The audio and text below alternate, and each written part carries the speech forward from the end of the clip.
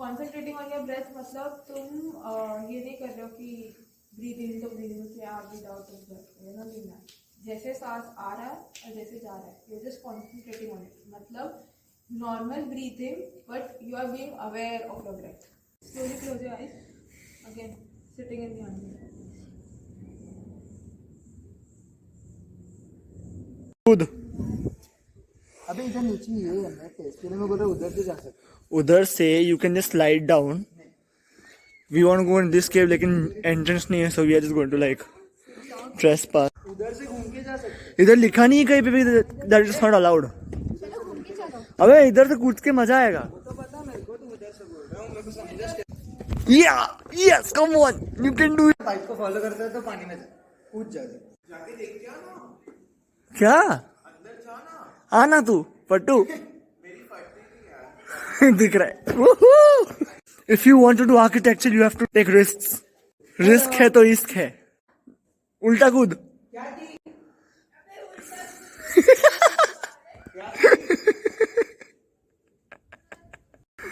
Tripod है खाती. जय माता जी.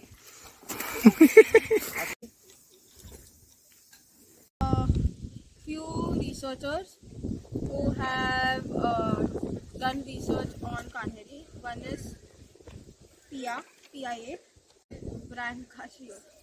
Then there is Dr. Suraj Pandey. ये कितना सिंपल था. Peter Skilling. Then there is Gustav Rolf. R. Davidson.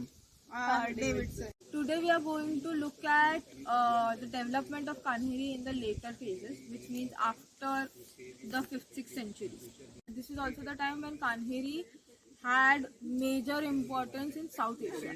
One thing that I said last time is Kanheri doesn't have viharas. Viharas is something that is a very Buddhist thing, Buddhist architecture जो हर monastery में, generally हर monastery में present रहता है. But Kanheri में you don't see a typical vihara. It has meditation spaces and residential spaces, but it is not like a typical vihara. Architecturally, when I'm saying vihara, vihara has a certain architectural representation that we discussed during the history classes. If you might have observed, you don't see that type of architecture at Kanheri. Vihara का architecture, okay, someone just give me a summary. Vihara का architecture में तुम क्या क्या देखते हो? Rock cut, mostly supporting pillars on the side, central stupa, not central, like off towards the end, and there is a walkway so you can go around the stupa. Exactly. Intricate carvings on the pillars depicting different stories of Buddha. Only one opening. Only one opening and one exit, and natural lighting. Natural lighting and all is there at Kanheri, but now if you might have observed, इधर जिधर vihara लिखा है, other than the Chaitya hall, do you see this type of architecture anywhere at Kanheri? No, right? Hence, when I'm saying you don't see viharas, typical viharas, I'm talking about viharas architecturally and not as a space. They might be called as viharas in the sense of space, as in these are meditation spaces, but architecturally they don't have the typical architecture of a vihara. Understood? Hence, this is something that you see the absence of architectural vihara at Kanheri. तो उसकी जगह पे what is there? What do 2 दिन में तुम लोग ने क्या observe किया? What do you see? Simple caves. Simple caves, okay. Which have like seating area for the guru and lower sitting areas for the disciples, and empty a cutout area for the bathroom or something like that. Some caves also have like verandas. Right, exactly. Just say something. Different. Yeah, so you have something called as a transition space to windows. Yes. Yeah, so you have something called as a transition space also coming in, which is something not there in a vihara. Vihara में तुमको transition spaces, verandas, the kind of plinth and architecture. Plinth and the step leading. Yeah, up to the all those things generally viharas में नहीं होता है. Okay, so now you understand the difference and what is there at architecturally there at Kanheri and what is not there. Plus, some of the caves are like properly constructed, like proper cutouts, while some are very rough. and have Right. edges, So rough this edges. also brings us to the topic that a lot of caves are incomplete. Yeah. मतलब वो बना दिया है but we don't know for that Or matter. rather, for very smaller purposes, like these may be more extensively used or more community Look, spaced, these whereas those were like housing or see schooling. that cave is also very small compared to the Chaitya cave and all. You can see कि वो cave छोटा है, but then also the cave 32. It's That small. may be used for residential purposes. Yeah, but again, then you Caves which are roughly carved out may be used for gathering. gathering. But then if you go to the 33rd cave, usme the area is very congested. There's Yeah, not much but space. because we don't know as of now कि वो cave का purpose क्या है, what is the purpose of that space? Because what you see out there is कि rock में cutting करके रख दिया है, but then वो for that matter even cave 2 में where we were sitting, we don't know the purpose of that cave yet. समझा? अभी this can cave 2 not 1. Not Where she 1. was sitting. No. Cave 1 is Acha, also where you were sitting. Cave 1 is also incomplete for that. Yeah, there are a lot of incomplete caves, and in a lot of caves it can also mean that we are our incapability of identifying their purpose. Because there might be some caves जिनका कुछ purpose रहेगा, but हमको अभी तक वो पता नहीं चला है. Okay, so there are two factors. There are these two factors. Okay, so coming to the very fact that the vastness of Kanheri. So during the 5th, 6th centuries, all the way from 5th century to the 9th century approximately, the entire stretch of Kanheri or this entire mountain was called Krishna Nagri or Krishnagiri Mahavihara. Krishnagiri Mahavihara or Kanhagiri Mahavihara. Right from 5th, 6th century to all the way to 9th century. Because this is the time when we are talking about later phases, this is the time that I'm talking about, and this is also the time when you see peak to downfall. You मतलब पहला first to third, 4th century is the emergence and going to the peak wala period. This is peak to downfall wala period that we are talking about right now. Okay, so there are first thing is there are various inscriptions that are found at Kanheri which talk about donations.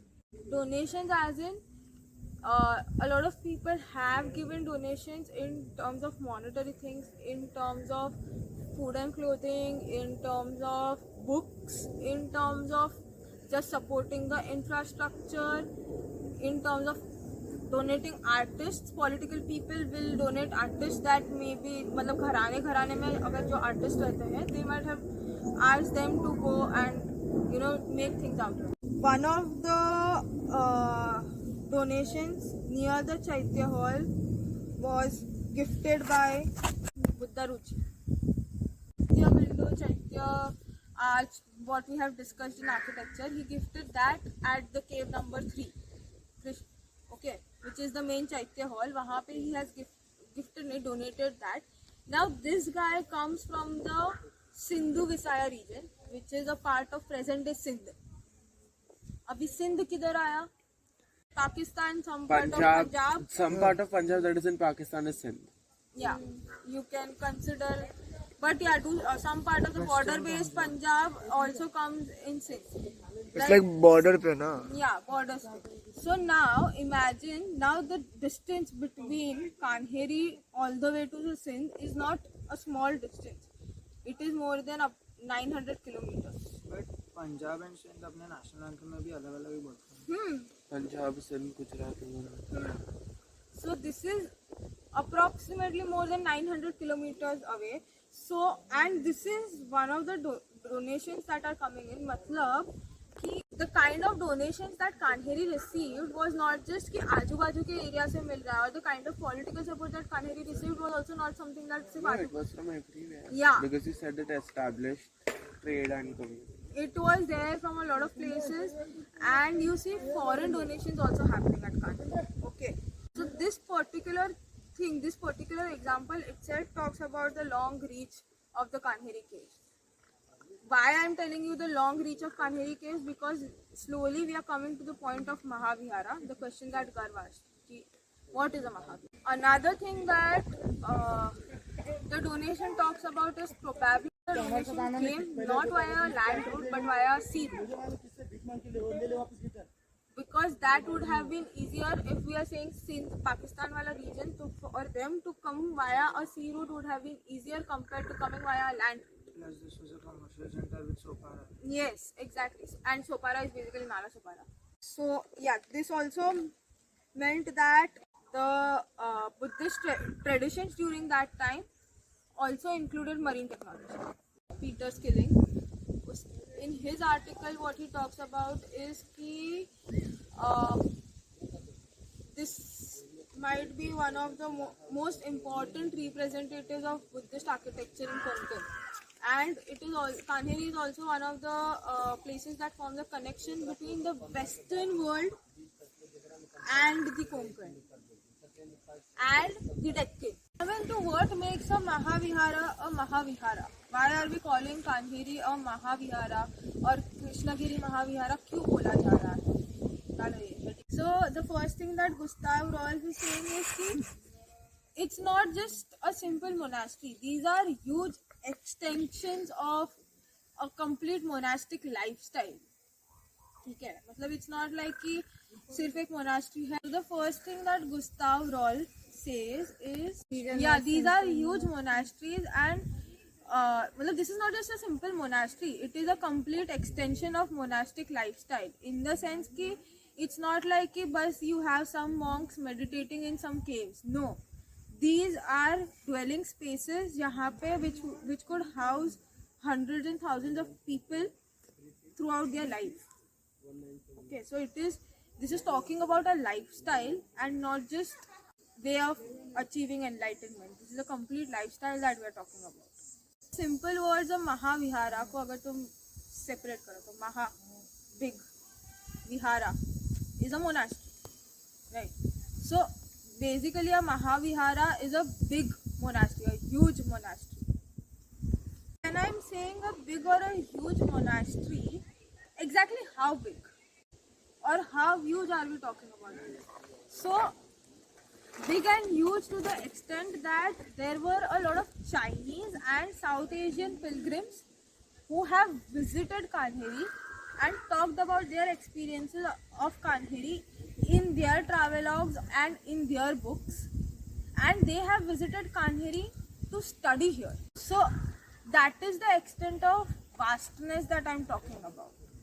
So according to a lot of Chinese pilgrims, they have described Kanheri as large monastic settlements that had royal sponsorship most of the times.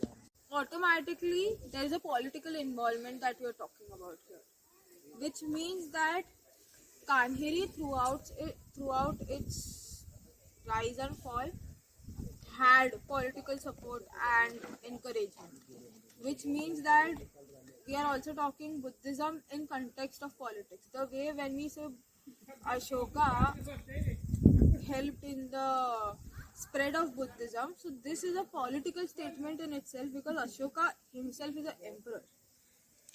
He has the power to spread Buddhism.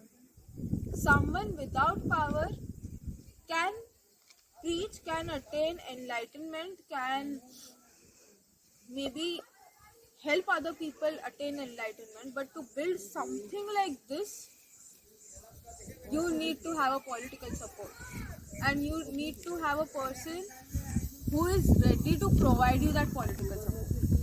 So we are talking at that stage. Yeah, so according to these Chinese pilgrims who have described Kanheri, according to them, this was a complete infrastructural setup. It was like a small town, basically an important educational center with libraries and which had an international reputation. A lot of Chinese people have even made, or a lot of current day historians have even compared Kanheri to present day Harvard. So a lot of present day historians and a lot of present day researchers compare on the basis of these Chinese writings that probably Kanheri was the Harvard of that time. The inference or conclusions of all of these writings and research, what you know is कि पहली बात तो to sustain such a large site, we are talking about more than 100 k's, to sustain such a large site, first thing you need a significant amount of financial support, right? You cannot, मतलब कोई भी university बिना finances के तो काम नहीं कर सकती है. So you need a significant amount of financial support. Along with that, you need a highly functional administrative organization, because it's not something, देखो, financial support के बिना फिर भी मतलब I don't think financial support के बिना major university can function, but at the same time if you don't have a good administrative system to make all of this work out, the university cannot function, right? You need a high-end administrative support also. मतलब imagine the number of people that will be employed at Kanheri just for the purpose of maintaining this site.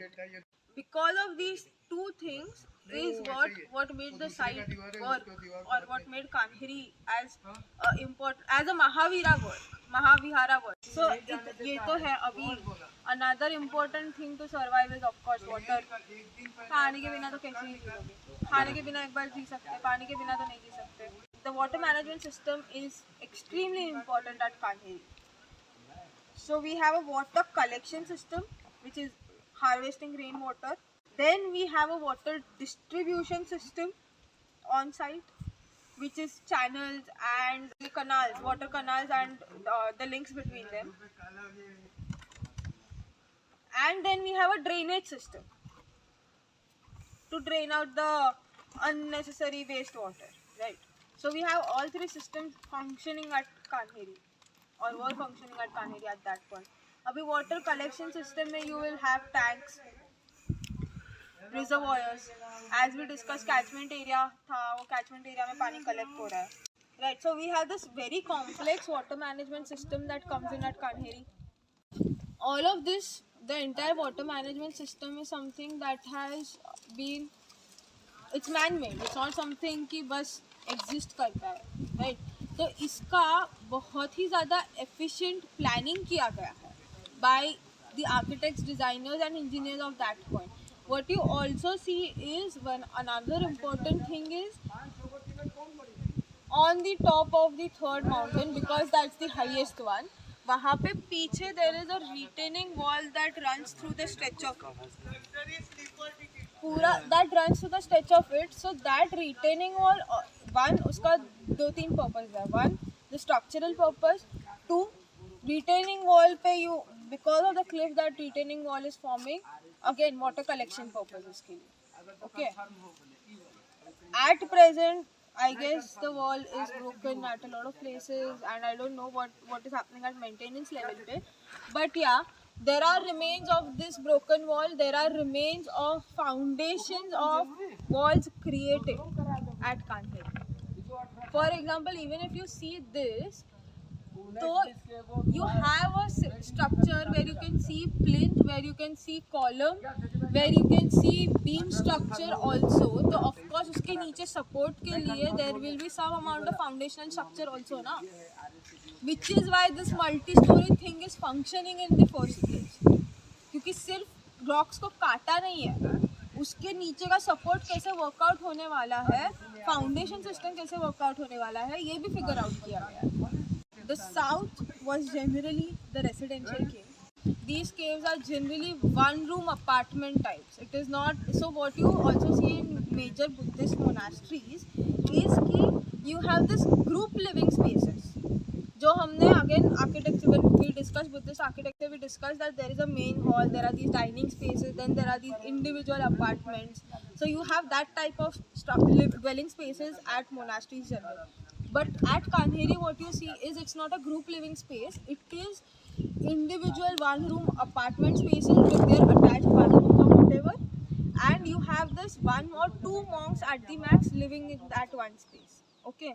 So which also indicates that the monks who lived at Kanheri were the ones who were at a higher level of wisdom, at a higher level of self-awareness. So we have the practitioners, and hence during the later phases, when I say that Buddhist traditions, Buddhist practices were advanced at Kanheri, this is what I mean, because the monks who are living here are not just simple monks. They have been trained in Buddhism for good amount of years. They have been meditating for good amount of years. Probably Kanheri was like a master's university. We are talking about individual spaces and one room apartments or individual traditions. This also makes us think the kind of practices or the kind of meditation or kind of tantric things that they were doing were not something that could be performed as a group. There is a hill, Padwa Hill it's called, not at Kanheri, but it's quite far away from Kanheri. At the Padwa Hill, they have found inscriptions and evidence of people living at Kanheri, of the kind of people living at Kanheri. So you find a lot of information. ये जो सारा translation और ये जो सारा whatever I said about the Kanheri right now and the people living at Kanheri, some of it is from the inscriptions found at Padwa Hill. What the inscriptions and evidences at Padwa Hill are saying. So, पहला तो they are saying कि these are advanced accomplishments to achieve particular spiritual goals. What you see is कि for them the purpose of their life is to attain nirvana. Kanheri has 5 stories, which is true. What we see out here, five stories, as in we have 5 levels of caves. He also mentions that Kanheri had a major library with all the works and instructions spoken by the Sakya Buddha. Sakyas is basically the type or the original, मतलब बुद्धा ने जहाँ पे birth लिया था, जिस type में birth लिया था, they are called the Sakyas. So Sakya Buddha in the sense कि the sage of the Sakyas. Okay, मतलब वो tribe से आया हुआ sage. So we are talking about a Buddha who is coming from the community or the tribe of Sakyas. Hence Sakya Buddha, मतलब कि whatever words and whatever teachings the Buddha has given, उसका पूरा collection था Kanheri पे. Sakyas ruled over the Republic of Kapilavastu, and its location becomes extremely important because it's in a transition space. You cannot see the colossal Buddha from outside, but the moment you start entering the cave, you see this high, huge Buddha, 7 meter high. Is it a common feature that even the caves are very hidden? Yeah. So are the speciality. Yeah. So when you see the Kanheri at, मतलब दूर से अगर तुम कान्हेरी देखते हो, you just see Kanheri as a mountain.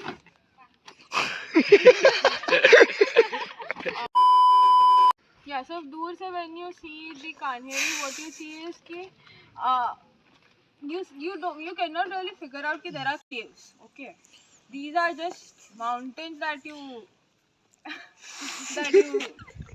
see. Okay, so yeah, this is a peculiarity. मतलब what again, spirituality is best hidden. Okay, चलो लिखो, टाइटल लिखो रे कान्हेरी के. ऐसा नोट्स लेकर टाइटल लिख दीजिए. अच्छा कोई board they 5 minute.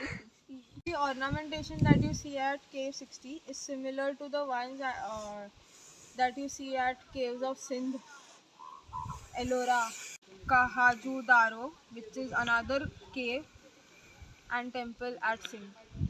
You see a commonly seen figure is the Bhadrasan Buddha. Chinese travelers or pilgrims particularly who have talked about Kanheri in depth.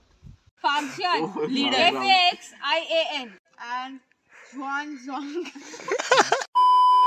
Xuanzang. They have described Kanheri as a solid mass of rock without valleys, which you can see out here. There are not valleys, as in you don't have something as a deep valley or some. ऐसा कुछ नहीं है. Everything is accessible through 1 or 2 major pathways. To a lot of historians, मतलब various historians, the purpose of Cave 11 has been different. For some call it a Darbar Hall. According to some historians, it's a Darbar Hall. Some historians and some researchers have said that probably it's a library, because when you go in Cave 11, you will see these 2 stone slabs. बस उतना ही है. And when you see Tibetan libraries, they have a similar structure. They have these natural light coming in, and उसके ऊपर there are these stone slabs जिसमें researchers are sitting and doing ऐसा. मेरे को लगा तू कुछ ढूंढ रही है, मेरे को लगा कुछ गिर गया। वापस दिला कैसा गौर से देखिए इसको. भी लगा कुछ ऐसे गिरा हुआ है, वो देख रही हूँ. So it's similar. The structure of Cave 11 is similar to old Tibetan libraries. Hence, a lot of people also say कि and Himalayan libraries also. So a lot of people consider कि probably Cave 11 was a library. So there are inscriptions that mention that Cave 11 was donated by the Rashtrakuta kings. The Rashtrakuta kings are also called as the Deccan kings because their major political power was in Deccan.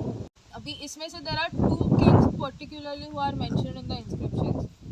The first one is Govind III and his successor Amoghavarsha I. Right, so these are two kings who have made major donations at Cave 11. Another thing, the inscriptions at Cave 11 also talk about donations from Bengal for construction of meditation rooms and clothing of monks. And another thing that a lot of researchers have mentioned is Kanheri was associated to Nalanda and Bodh Gaya. In the sense कि it was at a certain such a level कि Nalanda university के साथ अगर उसका connections दिया गया है, बोध गया के साथ connections दिया गया है, which are prominent places in Buddhism and again a part of the lost history of our country. So that is the high status that country. So there are these various materialistic evidences that are pointing to Kanheri's connection, 1 with Sindh, 2 with Bengal, 3 with Tibet, 4 with Afghanistan. Yeah, so Cave 12 mein, this is the first time where we see an inscription that talks about donation of books. So this might probably be one of the first book donations. Abhi tak we have been talking about infrastructural, monetary, clothing, food donations. This is the first time when we see a book donation, which also talks about कि book donation है तो the kind of collections that might be there in the library there. Now this entire the kind of book collections that Kanheri had is in the book of R. Davidson, which is biography of Buddha Jnanapada.